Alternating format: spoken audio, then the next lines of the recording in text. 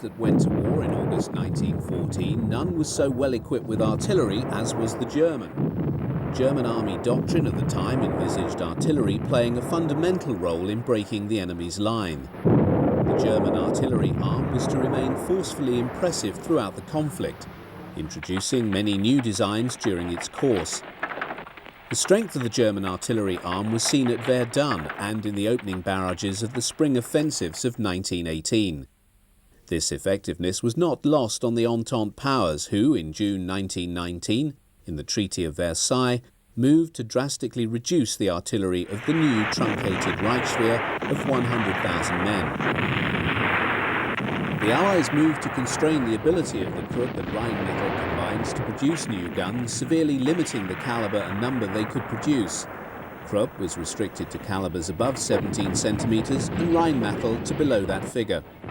As with other forbidden research on new weapons, these companies shifted their design teams abroad to undertake such work in secret.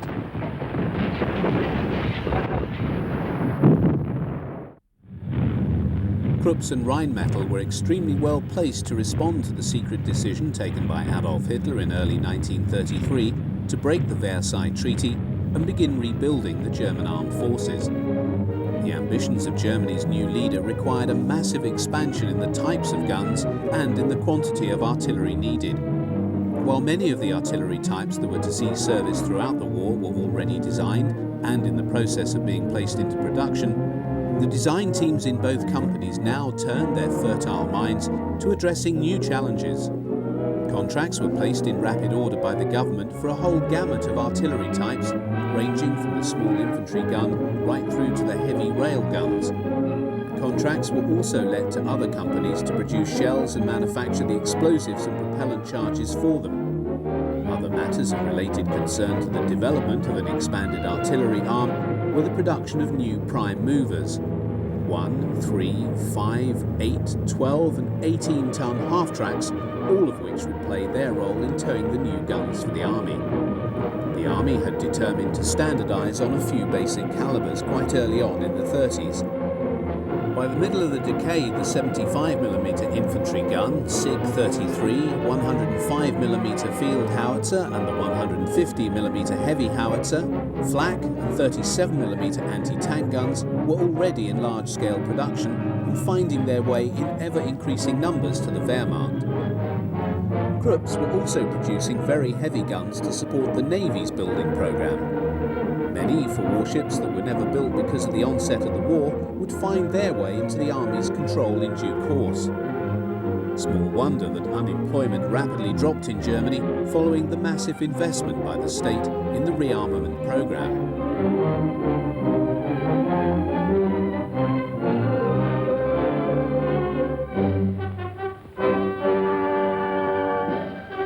The only problem for the army was that it banked on a short war. Once Hitler publicly renounced the Treaty of Versailles and announced the rebuilding of Germany's armed forces, he could not resist flaunting their growing power in public displays designed to both awe and intimidate. Pride of place in these displays went to the big guns whose size made them very potent symbols of the growing might of the Wehrmacht. Within a short time, these same weapons would be pounding armies and cities from the deserts of North Africa to the cold and desperate snowy wastes of northern Russia. These were not artillery pieces designed for show, they were meant for war. The term infantry gun was employed by the German army for those weapons designed and issued specifically for service with infantry formations. Like many of the artillery weapons used by the German army in the Second World War, the 75mm light infantry gun 18 was designed before the Nazis came to power in 1933. Its origins lay in the years following World War I, when the Reichswehr was absorbing the lessons of that conflict. One of these was that infantry needed a light artillery piece to move forward in their advance to give them close support when dealing with enemy defences. This weapon was first issued in 1927 and was still seeing widespread service in 1945, even though by that date it was being supplanted by heavy mortars in infantry units. The IG-18 saw service on all fronts and in all theatres wherever German infantry were engaged. The Its light, small design saw it readily adapted for use by mounted troops. The design employed a simple shotgun-type breech, which allowed infantry to maintain a very rapid rate of fire, as can be seen in this film of these guns being used in North Africa in 1941.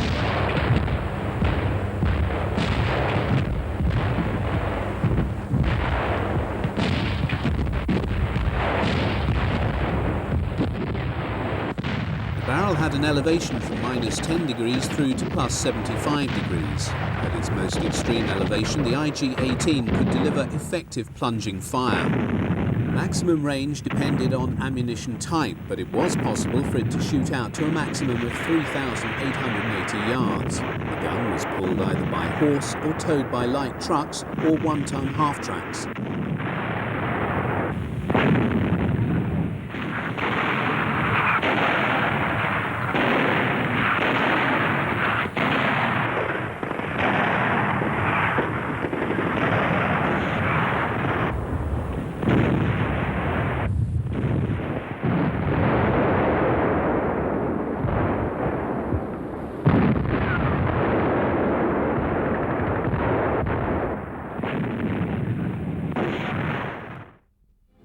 The SIG-33 was the largest and heaviest of the German infantry guns. Although the designation SIG-33 suggests it came into service in 1933, it did in fact enter service with the Reichswehr the same year alongside the IG-18.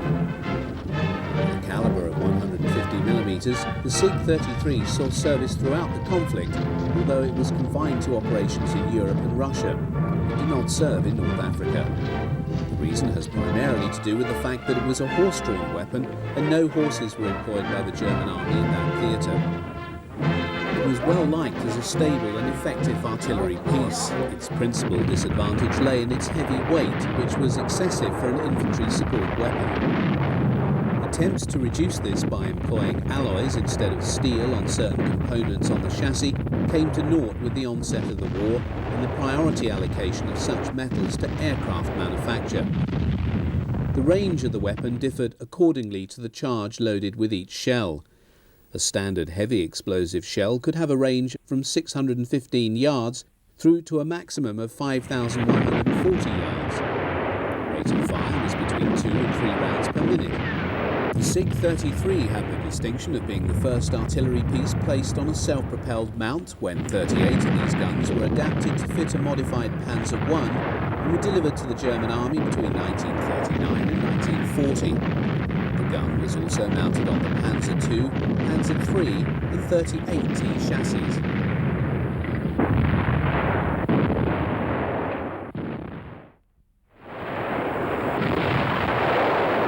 Seeing service in all theatres and on fronts where the German army served, the 105mm light field howitzer 18 was the standard artillery equipment at divisional level.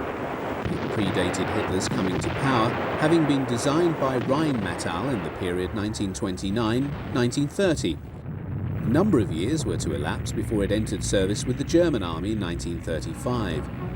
It rapidly came to supersede and then replace the Army's former weapon of that caliber, the FH-16, that had been designed by Krupp during the First World War. The design, although modified, was to remain in service and production through to 1945. It was well thought of by those who operated it. Its principal virtue was that its crews found the weapon easy to operate and manoeuvre. Its split trail design allowed it to be manhandled quickly, as can be seen in this film. One of its primary virtues was that it was extremely reliable. This was especially important after 1941, when the climatic extremes in the Soviet Union required that weapons work on demand, whether temperatures were in the high 40s centigrade or many degrees below zero. The gun could be depressed to an angle of -6 degrees and elevated to a maximum of +40. Range, as with most weapons, was dependent upon the power of the charge used. With a maximum powder charge, the F-18 could fire a 32-pound high-explosive shell out to 11,675 yards or 10,675 metres.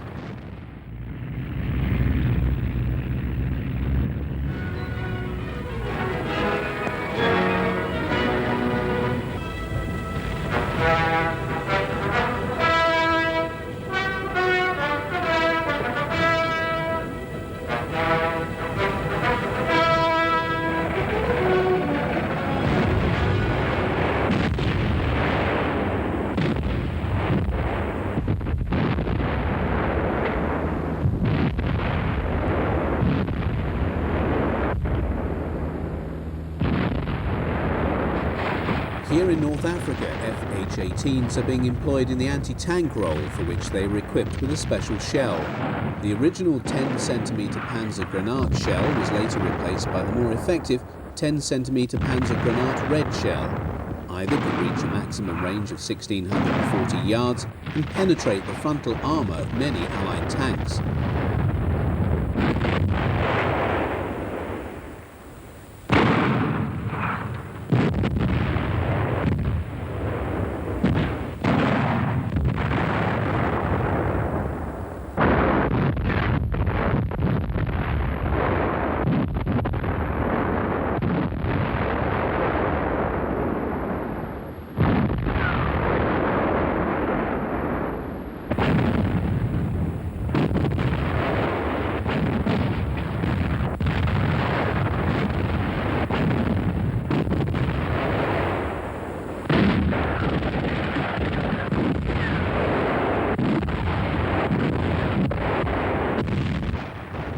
The desperate winter of 1941-42 in Russia saw the divisional light artillery challenged by ferocious conditions of weather and an implacable foe.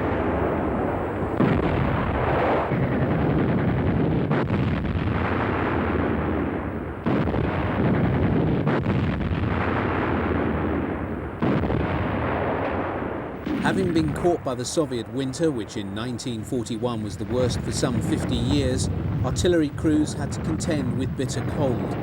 Lacking proper winter clothing and wearing only their greatcoats, these 105mm gun crews had to load and fire their guns day after day.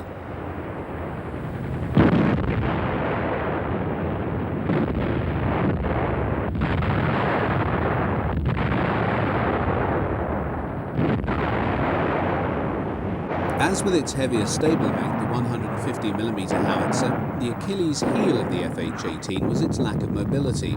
Most of these guns were towed by horse teams and only a few by the 3-ton half-tracks. The Army was most concerned to give this well-proven gun greater mobility. The growing obsolescence of the Panzer II light tank released many of the surviving chassis for conversion to self-propelled guns. In early 1942, the firm of Alket produced the Vespa. This was a self-propelled gun mounting the 105mm LH-18. This machine went into production in the same year, with 676 produced by July 1944. Most other 105mm guns were still towed in the same old fashion, with film of them being pulled by horses still being seen in 1945. The effectiveness of the 105mm can be measured by the manner in which many served alongside the larger 150mm howitzer, as is seen here.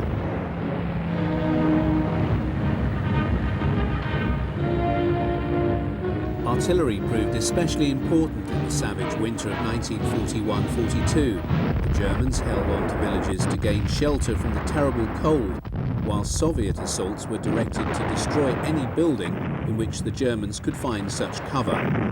German artillery, however, proved highly effective in destroying these Russian assaults.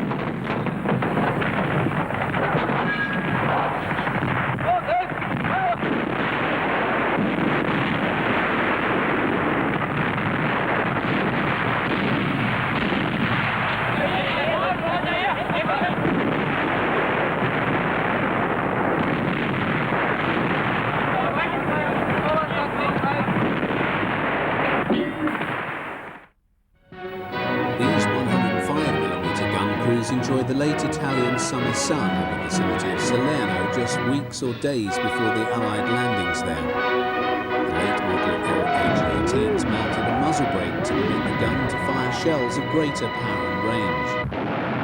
105mm batteries were employed in ever heavier firefights between the midsummer of 1943 and war's end on the Eastern Front. Desperate attempts by the Germans to hold back the ever-growing Soviet offensive tide saw them in continual use from the Ukraine through to the outskirts of Leningrad.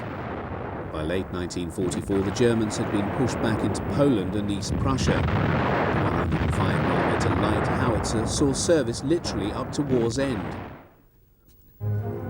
The backbone of the German medium artillery formations throughout the war was the 15cm Schwer field howitzer, or SFH-18.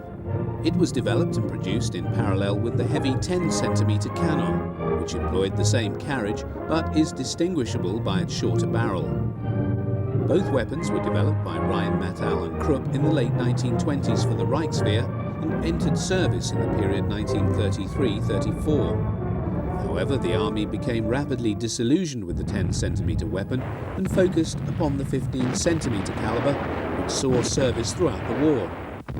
Another version of the same caliber, known as the FH-36, was ordered by the army as early as 1935, and this was distinguished by being lighter, as it used alloys in the place of steel in some parts of the carriage. The distinguishing feature of this model is the muzzle brake. With the onset of war and the allocation of most metal alloys to aircraft manufacture, the production of the FH-36 was limited and discontinued in 1942. The 15-centimetre SFH-18 is seen in almost all films shot of the German army at war, from the first to the last days of the conflict. It was transported by horse and also moved in the advanced echelons of the army by being towed behind an 8-ton half-track. These seen in action here are involved in the first months of Operation Barbarossa.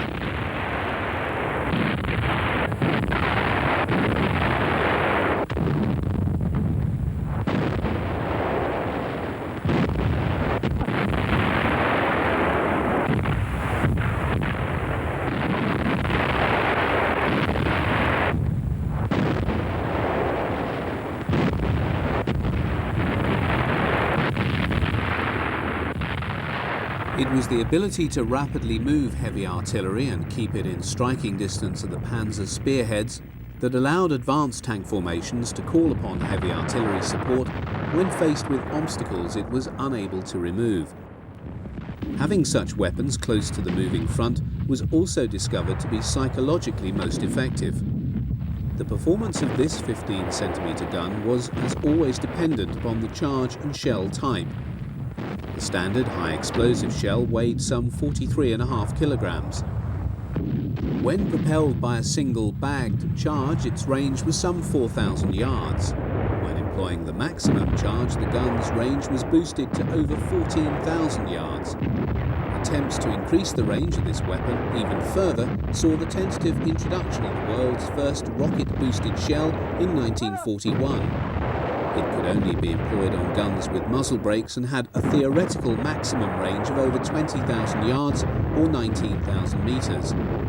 It was not a success and withdrawn quite quickly. A very large number of different projectile types were developed for this weapon, including shells for employment against concrete emplacements, hollow charge shells and smoke shells.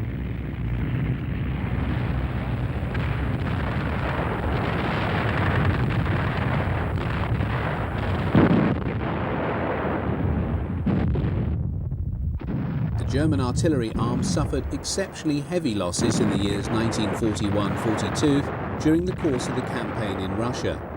Many hundreds of these artillery pieces were lost in the retreat from Moscow and in the 1942 summer offensive, culminating in the defeat of 6th Army at Stalingrad. By the time of the Battle of Kursk in July 1943, the artillery arm was less well placed than the tank arm. Indeed, air power had to substitute for the lack of large numbers of German heavy artillery in this battle. By this date, it was also becoming apparent to the army that the Achilles heel of this weapon lay in its inability to be moved rapidly unless it was towed by a prime mover. Even then, the weather conditions in Russia were such that after rain or during the muddy season, even half-tracks found it difficult to tow such heavy guns, the 15-centimetre weighing in at about 5.5 tons. In 1942, the decision had been taken to mount this gun on a fully tracked chassis to give it the desired mobility. The subsequent Hummel, or Bumblebee, employed a Panzer III-4 chassis to carry the gun in an open mount. Some of the most impressive artillery pieces fielded by the German army in World War II and encountered in all theatres were the 17 and 21 centimetre very heavy guns. Both employed the same chassis and are distinguishable by virtue of their barrel lengths. Although large and heavy pieces, their clever design enabled them to be manhandled fairly easily in the field, although transportation involved breaking down the guns and carrying them on two separate chassis. The barrel was towed by one half-track and the body of the gun by another. 12-ton half-tracks were normally used for this task. First of the two weapons to appear was the 21-centimetre model, which was introduced by Krupp in 1939. The gun was allocated to the motorised artillery units of the army. At the time of the Russian campaign, 19 batteries had been raised and they saw extensive service on the Eastern Front. Although it proved highly effective in demolishing strongly defended and protected targets, its heavy weight of just over 16 tons had led the army to decide to replace it by the 17-centimetre cannon. This had nearly twice the range of the 21-centimetre model. It was planned to phase out production of the 21-centimetre gun in June 1942, after 487 had been built. However, such was the scale of losses in this calibre of weapon that the 21-centimetre was retained and production was increased through 1943 and 44, and by March 1945 there were still 218 in service.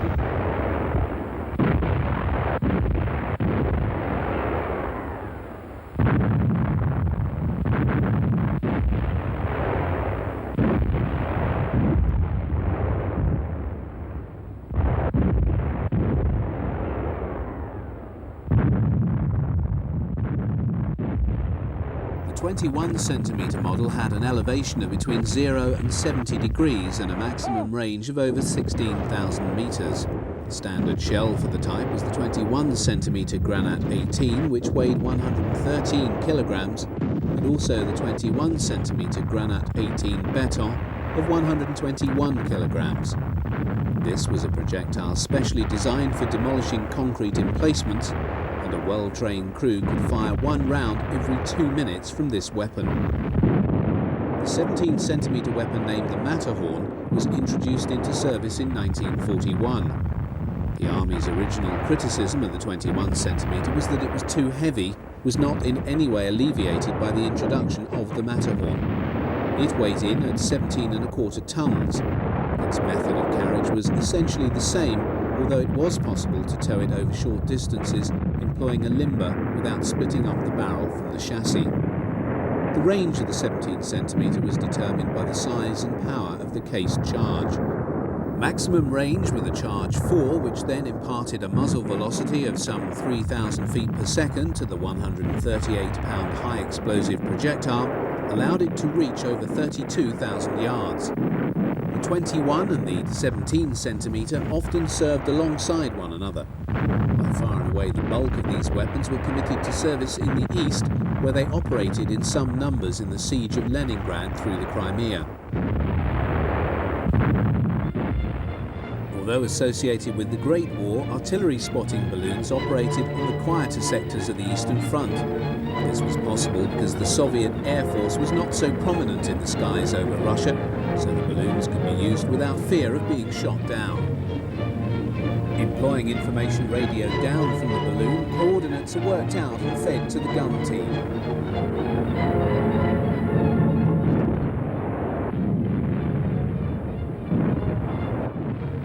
There were occasions when K-18 and K-21s were employed alongside Flak 88s and 150mm artillery pieces and not just operated by themselves.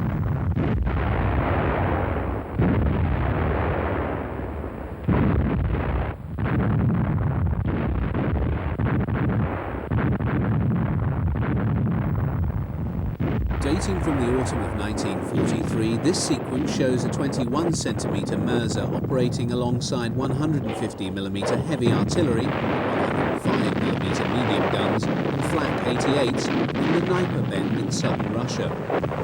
Fire support is provided by the artillery as Panzers and SPWs prepare to advance against Soviet armour in the distance. In these circumstances, the power of the 21-centimetre gun could match the range of the 88s and bring down an especially heavy weight of fire on the enemy.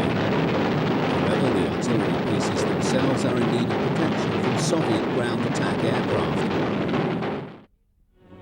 One of the more remarkable German heavy artillery designs was the 24-centimetre Cannon III, also nicknamed the Petersdorf. Designed and built between 1935 and 1938, it was a most advanced and modern design.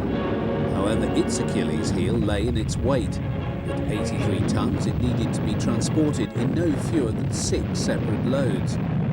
Although the designers had taken great care to allow it to be assembled easily, it still needed no fewer than 25 men and 1.5 hours to get the gun assembled for firing. The army decided that the investment in such a weapon could not be justified. Seeing service throughout the war as one of the primary anti-aircraft weapons of the Wehrmacht was the 20mm Flugabwehrkanone 30 and 38. The latter weapon, a development of the earlier model, served either in a single barrel or feeling form, that is, 4 guns brought together and operated as one weapon. These cannons proved most effective in defending targets against flying aircraft at low level, right up to 5,500 feet. With a full 360-degree rapid traverse when placed on the ground and 40 degrees when used in its wheeled carriage, the weapon's elevation from -12 to +90 degrees permitted a very rapid tracking of targets. Such was the versatility of this weapon that it was also extensively employed in the ground role, where its high rate of fire of up to 280 rounds per minute on a cycling setting, in the case of the Flak 30, provided ground troops with a highly effective close support weapon. It was also mounted on 1-ton half-tracks and used by the Kriegsmarine in either single-barreled or feeling form.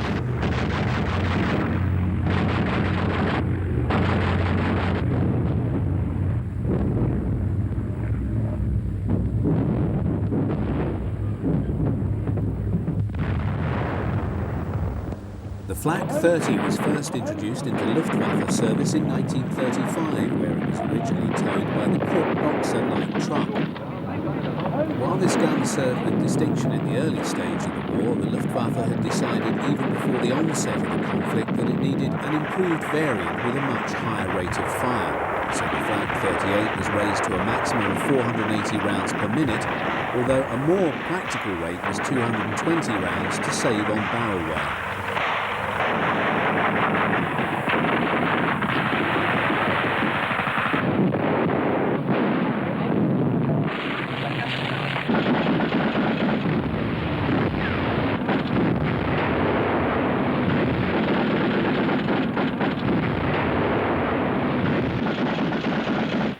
The Flak 38 was basically a redesign of the earlier weapon and first came into service in early 1940 in time for the Western Campaign, where it saw action alongside the Flak 30, defending the bridges over the River Meuse being attacked by the Armée de l'Air and Royal Air Force. The Flak 30 served alongside the 38 through to the mid-war period, but had all but disappeared by the later phase of the conflict. The Flak 38 saw extensive service right to the end of the war.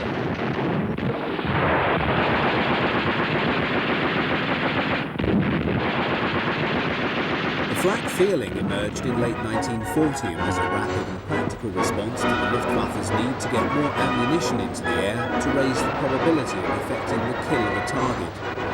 Mounting 4 Flak 38s on one mount enabled the combined rate of fire from all 4 barrels to be raised to a maximum of some 1,900 rounds per minute. However, a more practical rate so as to enhance barrel life saw this come down to around 700 to 800 rounds per minute. The Flak feeling was employed alongside the larger 37mm and 88mm flak guns in the aerial defence of Germany. By 1944, the Luftwaffe had come to the conclusion that 20mm was too small a calibre to be effective against the aircraft being deployed by the Allies and the Russians. It was this realisation that led Hitler to refuse production of the Flak Panzer IV Mobilwagen in 1944 as being a waste of a tank chassis for such a purpose because of the perceived inadequacy of the Flak feeling 38 that was slated to be its primary weapon.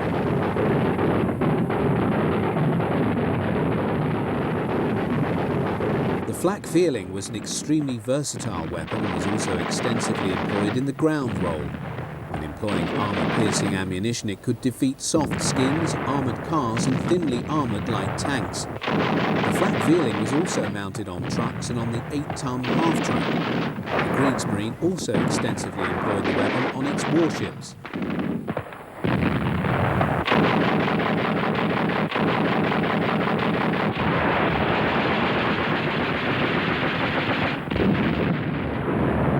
Luftwaffe practice was frequently to group different calibers of flak weapons when employed on anti-aircraft duties in order to cover different altitudes. United States Army Air Force P-38 Lightnings and P-47 Thunderbolts engaged on ground attack missions are seen here being fired upon by single-barreled 20mm cannons, flak Vierlings and a number of 37mm flak Abwehr cannon. By this stage of the war, the Luftwaffe was beginning to concentrate on the 37mm as its smallest flak weapon, deeming the 20mm no longer up to the task. Examples of the 37mm flak weapon and its different variants is not at all common in film of this period. The caliber first entered service in 1935 and appeared in a number of different variants by war's end. The original flak 18 was quickly replaced by the flak 36 and 37, which was the most common variant used in action. As with the 20mm weapon, the 37mm was used extensively in the ground role, being equipped with an armour-piercing shell for that purpose. The 88mm flak gun and its different variants was the most famous of all artillery pieces employed by the Wehrmacht in the Second World War. Indeed, it was, in all probability, the most famous, if not infamous, artillery piece of the entire conflict. While this reputation was certainly cultivated by very assiduous propaganda, it is nevertheless the case that it was an exceptionally versatile weapon, being employed in the anti-aircraft, anti-tank role, and as conventional artillery with equal ability. Its reputation amongst Germany's enemies was notorious. There is a famous story originally published in the US Stars and Stripes which dates from the fall of Tunisia in 1943 and shows a US intelligence officer interrogating German prisoners. He assures a GI standing near and observing the process, "Don't worry, if I find the one what invented the 88, I'll let you know." It was the mounting of this weapon in its modified and developed forms that made the Tiger I and Tiger II tanks Nashorn tank destroyers such formidable armoured fighting vehicles. It was Goering's abiding faith in the effectiveness of the 88 in the anti-aircraft role that led him to claim that no enemy aircraft would ever penetrate the airspace of the Reich. Although effective in this role, it is clear that the 88mm was actually no better than its Allied contemporaries, such as the British 3.7-inch anti-aircraft gun, which had a better performance in ceiling, weight of shell and also ground range. It was in the Western Desert that the 88 began to acquire its fearsome reputation in the anti-tank role. Its first appearance in this theatre was noted outside of Tobruk in April 1941. Towed by an 8-ton half-track, the 88 was frequently employed in the anti-tank role while still on its wheeled cruciform chassis. Its principal disadvantage then lay in its height, which was some 6 feet 10 inches. In the desert, its greatest effectiveness in the anti-tank role came when its crews had time to dig gun pits. Whilst these had to be large, the gun then became, in the words of a British report, extremely difficult to detect at 1,000 yards range. The fortuitous decision to equip the 88mm with armour-piercing ammunition and optical direct first sights dates back to the time of the Spanish Civil War, when the initial model of the 88, the Flak 18, was tested in action for the first time. The primary armour-piercing shell contained a small charge to explode after penetration. Armour plate up to 108mm thick could be penetrated at up to 1,100 yards. The gun's ability to penetrate armour of such thickness and at such a range not only made any British tank in the desert vulnerable, it made the 88mm the only weapon easily able to deal with the formidable new T-34 and KV series of heavy tanks when encountered in Russia in 1941.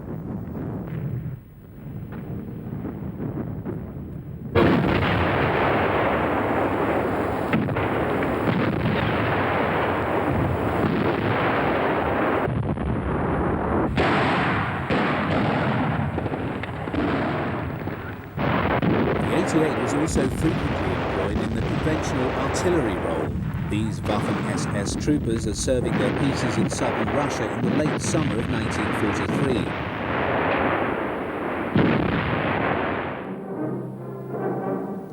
Albert Speer, Hitler's industrial minister, was later to claim that the sheer quantity of resources retained in Germany to defend it from the US and British bomber offensive constituted the Second Front a long time before the Allied landings in France. Indeed, by the autumn 1943, the need to protect the cities of Germany had seen an extremely large concentration of anti-aircraft weapons, which could have been better employed on the battlefields in Russia and elsewhere. By October 1943, no fewer than 23 heavy batteries, amounting to some 130 88mm guns, were ringing the city of Schweinfurt. By war's end, no fewer than 30 anti-aircraft divisions were protecting Germany.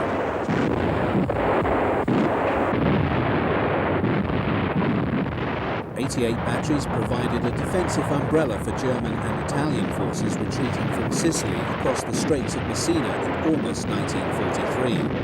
The barrage thrown up by the German batteries, expending a prodigious amount of ammunition, allowed no fewer than 102,000 troops to be slipped across the straits in the face of Allied bombing raids.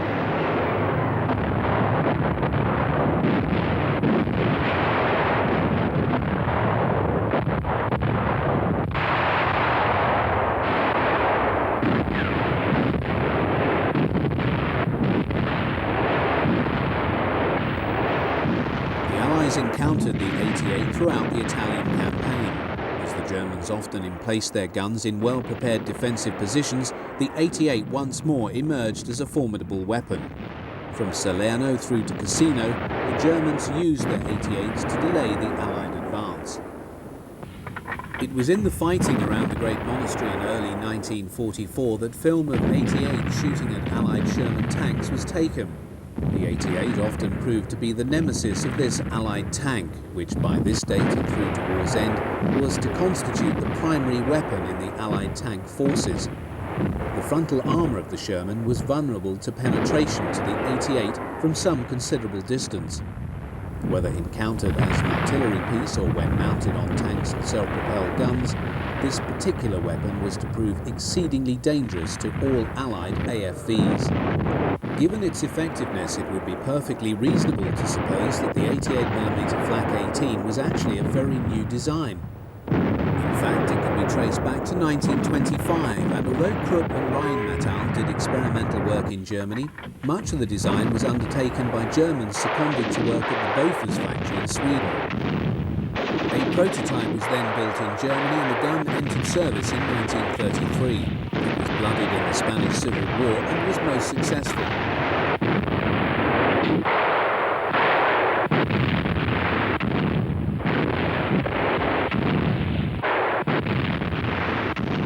In this sequence, 88mm Flak 36 provide air cover to German ground forces in western Russia in 1944. By that period, the Soviets had local air superiority wherever the Red Air Force chose to fly, so the provision of large numbers of flak weapons of different calibers became essential for the Germans. The ground forces here are under attack by Ilyushin II Sturmovix. Although German forces had been driven from the Caucasus following their failed attempt to secure the oil fields there in the 1942 summer campaign, Hitler had insisted on retaining a large bridgehead in the Kuban Peninsula. When the military situation improved, he intended to make a second attempt to secure this vital economic resource. Until that time, the Kuban bridgehead, known as the Gotenkopf or Goat's Head position, had to be constantly resupplied across the Kerch Straits. This arterial route was naturally a prime target for the Soviet Air Force. In consequence, the Germans had ringed the port on the Kuban side with extremely dense, light and heavy flak defences, and it is these that are seen in action here.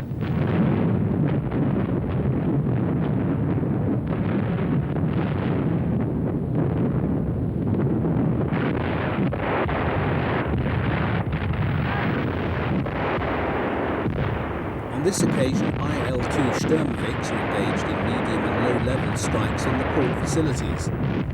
20mm and 88mm flak guns provide a heavy barrage which takes its toll on a number of the Soviet aircraft.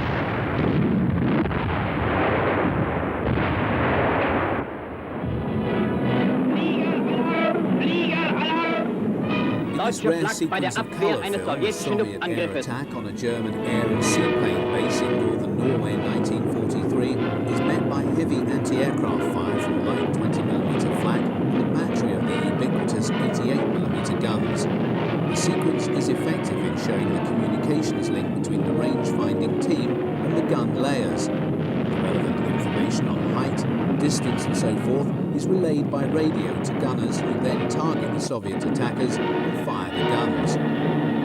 Once again, the 88s are successful and they bring down one of the Soviet attackers. Following the destruction of much of Army Group Centre and the pushing back of Army Group North in the late summer of 1944, the Germans found themselves fighting extremely heavy battles with the Soviets.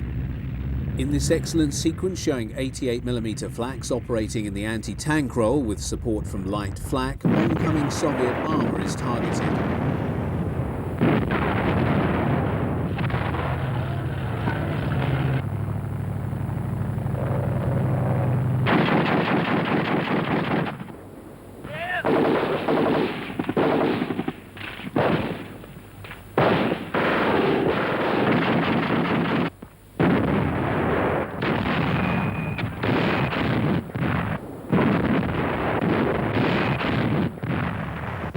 The 88mm flak 36 remained able to counter any Soviet medium and heavy tank right up to war's end.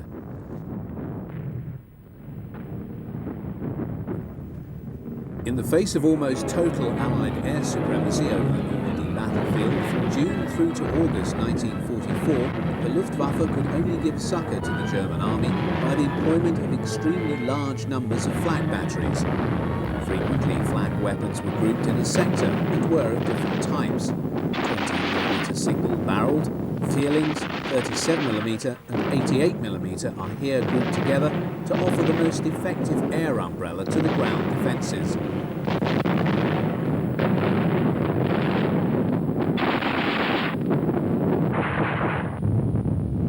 Such were the vast numbers of Allied aircraft that even flak in such concentrations could do little to dent the Allied ability to target German ground forces. Nevertheless, Allied losses were not light, and the German guns brought down many aircraft. Camouflage was mandatory, for Allied ground attack aircraft themselves targeted the flak guns, and as these were unable to move in daylight, were thus vulnerable to bombing. Seen here is a graphic illustration of the effectiveness of flak in dealing with slow-moving four-engined aircraft operating without fighter escort and at low level. RAF Sterlings are seen engaged in resupply flights to surrounded British paratroops in and around the bridge at Arnhem. Because of the contracting defensive perimeters, they need to fly very low over the target area in order to try and ensure their supplies reach the trapped British paras. As such, they're sitting ducks.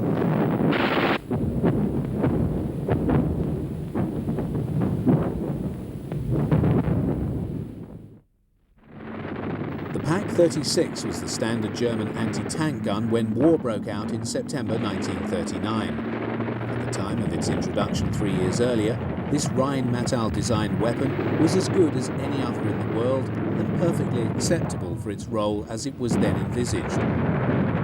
While service in Poland did little to cause the German army to question its effectiveness, its poor performance in the Western campaign against the heavily armoured French Char B and the British Matilda II tanks led to the ordinary trooper labelling it the Army's door knocker.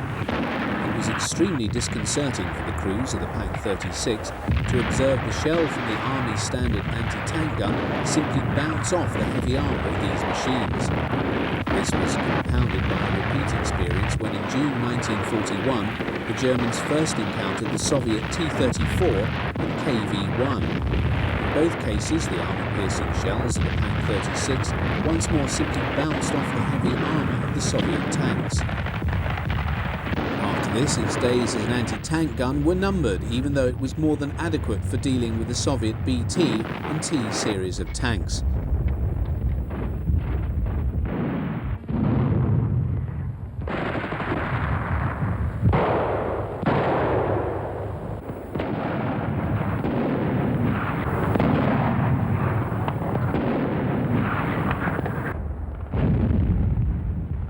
Pak 36 remained in service for many years, often being employed by infantry as a light artillery piece.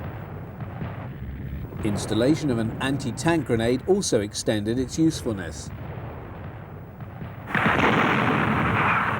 It was also Rheinmetall who produced the 50mm Pak 38 anti-tank gun, which entered limited service in 1940. A number were on hand for the onset of the Russian campaign, where even they had difficulty coping with the new Soviet tanks. The Pak 38 was a well-designed weapon and served alongside its heavier stablemate, the Pak 40, until war's end. The most commonly encountered and effective purpose-designed German anti-tank gun encountered on all fronts from late 1941 onwards was the 75mm Pak 40. Although both Krupp and Rheinmetall responded to the Army's contract, it was the latter's weapon that became the mainstay of the anti-tank arm.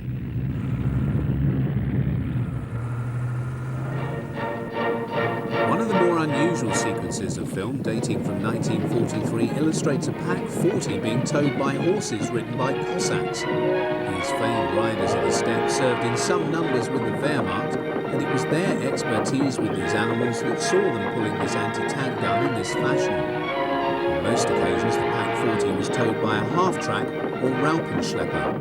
The Pak 40 was, in essence, an enlarged Pak 38. It was an extremely effective weapon with a muzzle velocity of 2,600 feet per second that enabled it to penetrate 116mm of armour at 1,000 metres.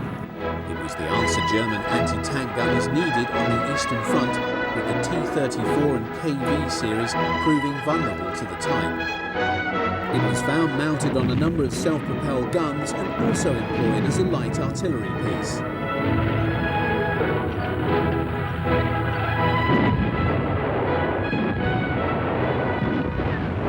Nicknamed the barn door by troops who used it by virtue of its heavy weight and cumbersome size, the 88mm Pak 43-41 was nevertheless a highly effective weapon.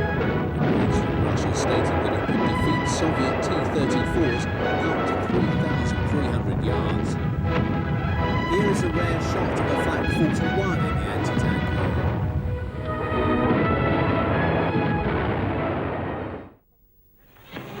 With the beginning of rearmament in Germany in 1933, interest was revived in railguns.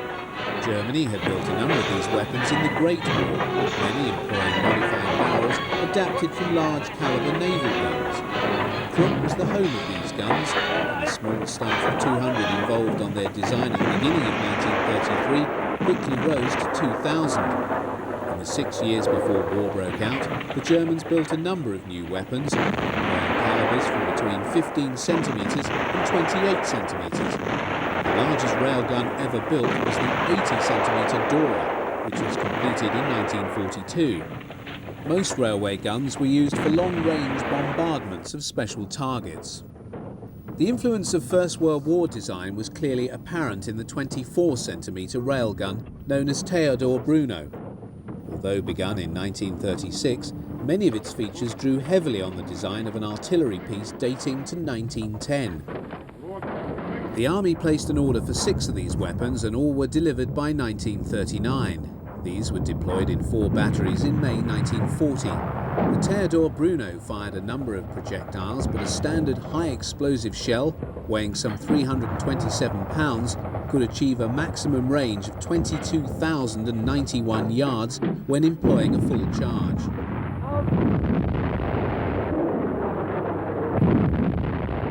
Field Marshal Albert Kesselring, commander of German forces in Italy, observes the fall of shot of the 28cm cannon known as Leopold, and immortalised by the Allies within the Anzio bridgehead as Anzio Annie.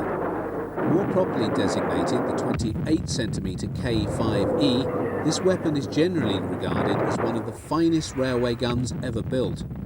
Design of this new type began in 1934, with the first entering service in 1936. Such was the effectiveness of the type that it was retained in very low volume production through to 1945, by which time Krupp had built 28, although the complete order was for 30. By May 1940 there were 8 24cm guns in service, and these were deployed in 8 batteries. This calibre of weapon was eventually to comprise almost half of all the German railguns.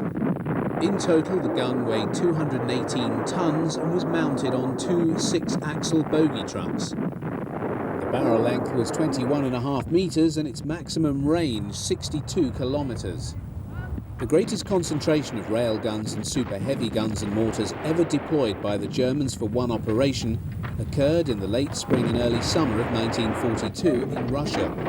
They were brought out especially from Germany to pulverise the defences of the Soviet Black Sea fortress of Sevastopol in the Crimea. The largest of the railguns brought in for the task was the gigantic 80cm Dora. Weighing in at a modest 1,350 tons, it saw its only service at Sevastopol and later at Warsaw in 1944.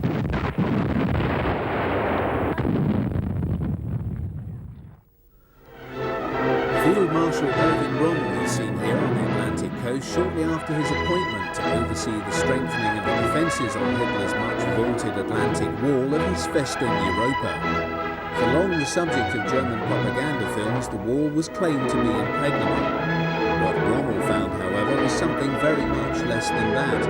On certain stretches, much effort had been made, and these sectors were particularly strong in emplaced artillery and heavy coastal guns. Indeed, all German coastal defences were often a remarkable mixture of various calibres of different German and many captured artillery pieces and large and purpose-designed coastal guns. The latter were in many cases adapted naval guns and ran in calibres from packed 40-75mm anti-tank guns adapted to a fixed naval mounting through to the massive 40.6cm guns originally intended for the never-built H-class battleships. The larger weapons derived from naval vessels' main armaments required purpose-built and extremely heavily protected concrete emplacements. These were, without doubt, most impressive installations and, not surprisingly, were often filmed in such a way as to imply that the whole of the Atlantic Wall was festooned with such weapons. In the weeks following the Allied invasion of Normandy, German audiences were regaled with scenes showing the heavy guns of the Atlantic Wall firing on Allied vessels. The reality was more prosaic. Having landed where the Germans did not expect, the guns never got the chance to fire in anger. The images seen here of Allied vessels being sunk are simply the creation of the propagandist's mind.